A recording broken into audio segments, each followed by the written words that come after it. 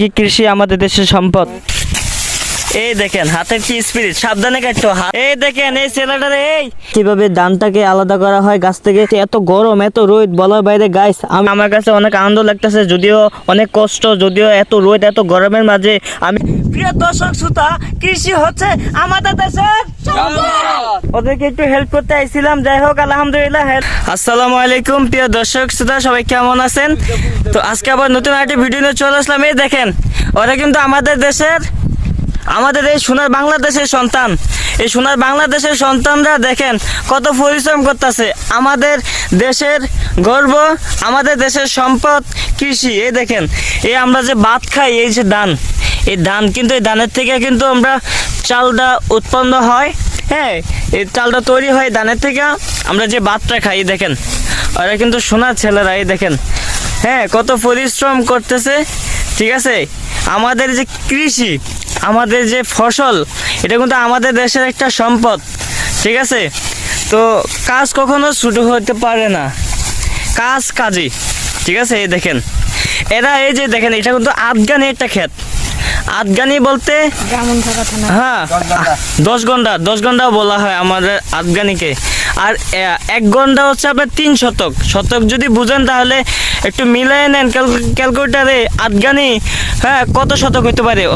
এটা কিন্তু অনেকে ক্লাস 8-এ পড়ে, ক্লাস 7-এ পড়ে, হ্যাঁ ক্লাস 9-এ পড়ে। এতটুক বাচ্চারা কিন্তু এতটুক আমার সবাই কিন্তু এখানে বাতিজাও লাগে, ছোটো ভাইও লাগে। ঠিক আছে, এই দেখেন ওই পুরা ক্ষেত্রে কিন্তু তারা এই কাছে যে ধান গাছগুলো আছে না, পুরা ক্ষেত্রে কিন্তু তার কাছে এই ধানগুলো সব দিয়ে ডাইছে, এই ফুলারাই ডাইছে। ঠিক আছে, এই দেখেন আর একটু আছে, বেশি নাই, আর একটু আছে। যদিও তোমরা কখন আইছো এখানে? সকাল 5:30টার দিকে আইছে এখানে ধান কাটার জন্য। ভিডিওটি দেখতে থাকুন। সোনার ছেলেরা কিভাবে ধান কাটতেছে দেখেন, মাশাআল্লাহ। এই দেখেন ওদের হাতে যে স্পিরিট, এই দেখেন, এই দেখেন হাতের কি স্পিরিট, সাবধানে কাটতো। হাতে যদি বুঝ না লাগে, ঠিক আছে, হাত যদি না যায়, সাবধানে। এই দেখেন, এই দেখেন ভিডিওটি দেখতে থাকুন কিভাবে এই ধান গাছ থেকে ধানটাকে আলাদা করা হয় মেশিনের মাধ্যমে। হ্যাঁ, সর্বোচ্চ ধান সিদ্ধ সহ আমরা এই ভিডিওতে আপনাদেরকে দেখাবো। ঠিক আছে, হ্যাঁ সম্পূর্ণ ভিডিওটা না দিনে দেখবেন সবাই। এই দেখেন এগুলো তো সবগুলো কাটতে রাখছে। এই দেখেন আমি সত্যি অবাক হয়ে গেছি, এত ছোটো ছোটো পোলাপান কীভাবে এত স্পিডে ধান কাটতে পারে। আসলে এই ধান কাটাটা কিন্তু সবাই মিস করেন, যারা আপনারা প্রবাসে থাকেন, যারা শহরে থাকেন। সত্যি বলতে আমিও তাদের ধান কাটা দেখে রীতিমতো অনেক অবাক হয়ে গেলাম, এত ছোটো ছোটো পোলাপান কীভাবে এত স্পিডে ধান কাটতে পারে। আসলে আমাদের সেই সবটা ছিল অনেক সুন্দর একটা মুহূর্ত। আসলে সেই দিনগুলো খুব মনে পড়ে যায়, স্মৃতিগুলো খুব মনে পড়ে যায়। যখন ছোটো ছিলাম আমরাও তাদের মতো এইভাবে ধান কাটতাম। কত আমরা বলে থাকি কৃষি আমাদের দেশের সম্পদ। এই দেখেন এই ছেলেটারে, এই এদিক তাকাও, এই ছেলেটা দেখেন, এই ছেলেটা কিন্তু হেভি কামলা।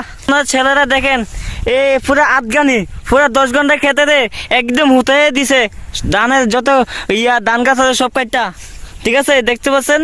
এই দেখেন আমাদের সোনার ছেলেরা, সোনার হরিং আনলো, দেখছেন? চলুন বন্ধুরা আবার দেখি ধান গাছ থেকে কিভাবে ধানটাকে মেশিনের মাধ্যমে আলাদা করা হয়। তো বন্ধুরা কথা বলতে বলতে ছোটরা দেখেন কিভাবে ধান ছুটতেছে, একজন আরেকজনকে গাবা দিতেছে। এই দেখেন একজন আরেকজনকে ধান গাছ দিতেছে, আরেকজনের ধান মেশিনে ছড়তেছে। দেখেন মেশিন থেকে কিভাবে ধানটাকে আলাদা করা হয় গাছ থেকে।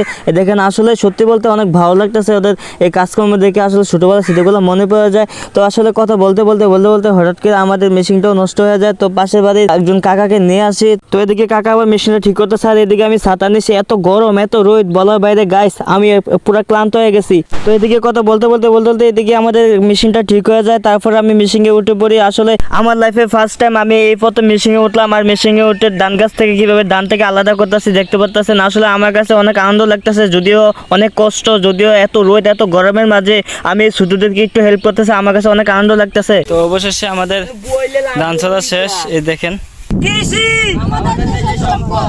প্রিয় দর্শক শ্রোতা, কৃষি হচ্ছে আমাদের দেশের সম্পদ। তো গাইস অনেক গরমের ভিতরে ওদেরকে একটু হেল্প করতে আইছিলাম। যাই হোক আলহামদুলিল্লাহ হেল্পটা সম্পূর্ণ সফল হয়েছে। তো অবশেষে তাদের ধান ছড়া শেষ। এখন তারা ধানগুলা বাড়িতে নেওয়া যাবে, নেওয়ার পর এই ধানগুলা সিদ্ধ করা হবে, তারপর রোদে দেওয়া হবে, তারপর রোদ থেকে এই ধানগুলো যথেষ্ট পরিমাণে শুকানোর পর তারপরে ধানগুলার মেশিনের ভিতরে দিয়ে চালটারে আলাদা করা হবে। তো আজকের ভিডিওটি এই পর্যন্ত, সবাই ভালো থাকবেন, সুস্থ থাকবেন, এন্ড আল্লাহ হাফেজ, আসসালামু আলাইকুম।